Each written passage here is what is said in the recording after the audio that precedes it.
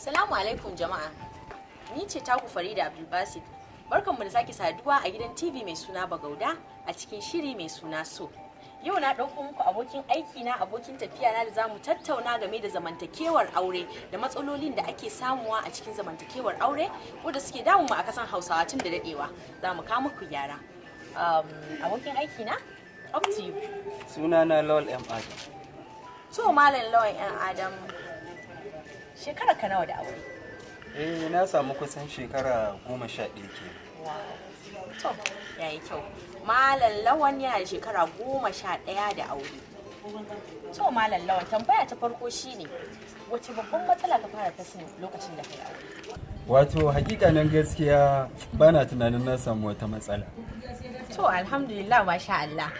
To mun gode wa Allah da hakan ya kasance. To tambaya ta biyu anan shine Malam Lawan, yaushe ka fara cewa matanka I love you koko when last ka cewa matanka I love you bi ma'ana ina son ki?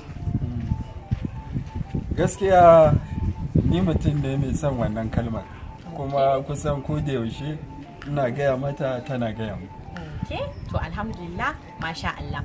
To yan uwa na Hausawa, kun dai ji daga bakin Malam Lawan ya ce ga yanda yake zamantakewan aure da matan shi yana iya buɗe baki ya ce mata I love you.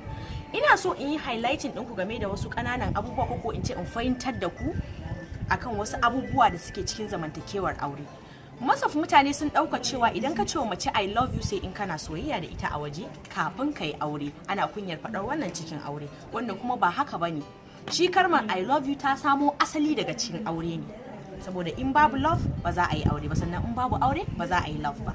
So saboda haka ina so masu aure da arewa ko in ce Najeriya ga baki daya da kasar Hausawa most especially saboda mu ne muke facing wannan problems ko strategies ko in ce mu ne muke facing wannan matsalar na cewa I love you ma mata a cikin gida. So daga yau dan Allah dan Annabi ina son duk wani mai aure, in dai ka tabbata kana son matanka kuma cikin soyayya ka aure ta kuma auren sunna kai, kana salamu alaikum ka ce I love you.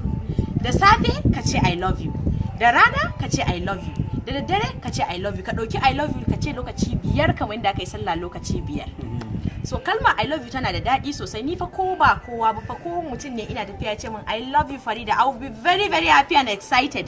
So kalmar I love you tana da daɗi sosai. So ina son dukkan mu ƙasar arewa mu dinga amfani da ita, ko in ce Nigeria entirely mu dinga amfani da kalmar I love you. Idan ka ji mutum ya burge ka ka ce mishi you love him. Abokin aiki na is up to you. Me zaka dan gaya mutane game da kalmar I love you bi ma'ana ina kaunar ka ko ina kaunar ki? Gaskiya abin da zan ce a koda yaushe duk wani magidanci ya kamata a ce ya dinga cewa matarsa I love you. Ita ma ta dinga cewa mijinta I love you. Kaga ko yunwa kake ji ta ce ma I love you zaka ka koshi.